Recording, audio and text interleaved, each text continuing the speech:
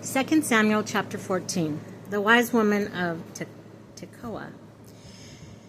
Now Joab, son of Zeruiah, knew how the king felt towards Absalom.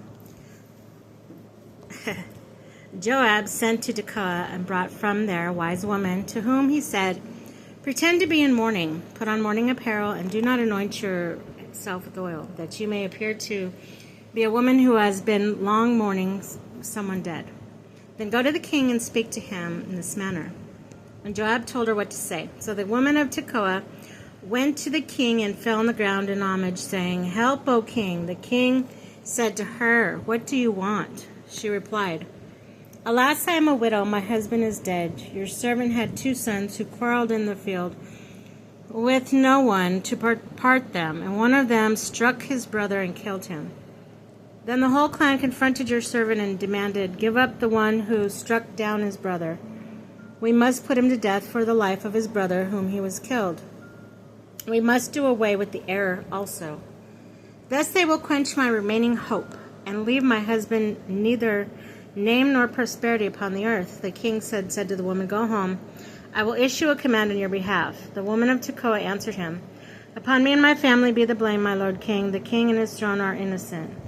Then the king said, 'If anyone says a word to you, have him brought to me, and he shall not touch you again.' But she said, 'Please, let the king remember the Lord your God, that the avenger of blood may not go too far in destruction. With that my son may not be done away with.' He replied, 'As the Lord lives, not a hair of your son shall fall to the ground.'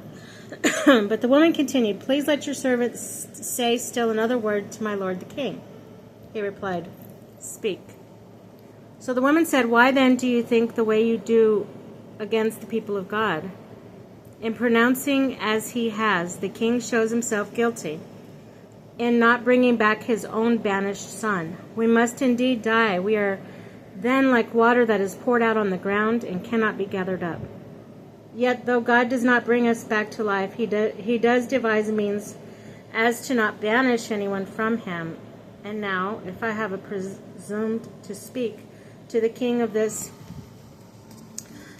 matter, it is because the people have given me cause to fear. And so your servant thought, let me speak to the king. Perhaps he will grant me a petition of his servant. For the king must surely listen and rescue his servant from the grasp of one who would destroy both me and my son from the heritage of God. And your servant says, let the word of my lord and king lead to rest. Indeed, my lord the king is like an angel of God, discerning good and evil. The Lord your God be with you.' The king answered the woman, 'Now do not conceal from me anything I may ask you.' The woman said, 'Let my lord king speak.'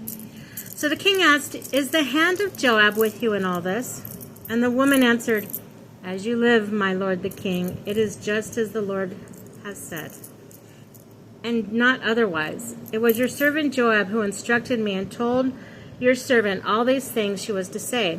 Your servant Joab did this in order to approach the matter in a roundabout way. But my lord is wise with the wisdom of an angel of God, knowing all things on earth.'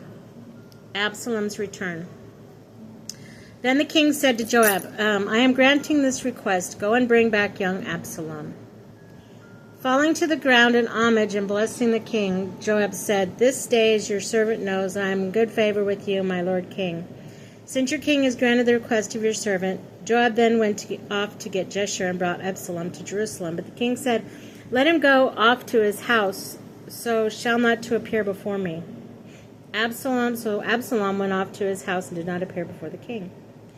In all Israel there was no man more praised for his beauty than Absalom, flawless from the sole of his feet to the crown of his head. When he shaved his head, as he used to do at the end of every year, because his hair became too heavy for him. The hair weighed 200 shekels according to the royal standard. Absalom had 3 sons born to him, besides a daughter named Tamar, who was a beautiful woman. Absalom is pardoned. Absalom lived in Jerusalem for 2 years without appearing before the king. Then he sent a message to Joab to send him to the king, but Joab would not come to him. Although he asked him a second time, Joab would not come. Therefore he instructed his servants, 'You see Joab's field in the borders as to where he has barley? Go set it on fire.' So Absalom's servants went to the field set the field on fire. Joab's farmhands came to him with torn garments and told him, Absalom's servants set your field on fire. Joab went to Absalom in his house and asked him, Why have your servants set my field on fire? Absalom answered Joab, I send you a message. Come here, that I may send you to the king and say, Why did I come back to Geshur? I would be better off if I were still there. Now let me appear before the king. If I am guilty, let him put me to death. Joab went to the king and reported this. Then the king said to Absalom, he came to him in homage, fell on his face to the ground before the king, and the king kissed Absalom.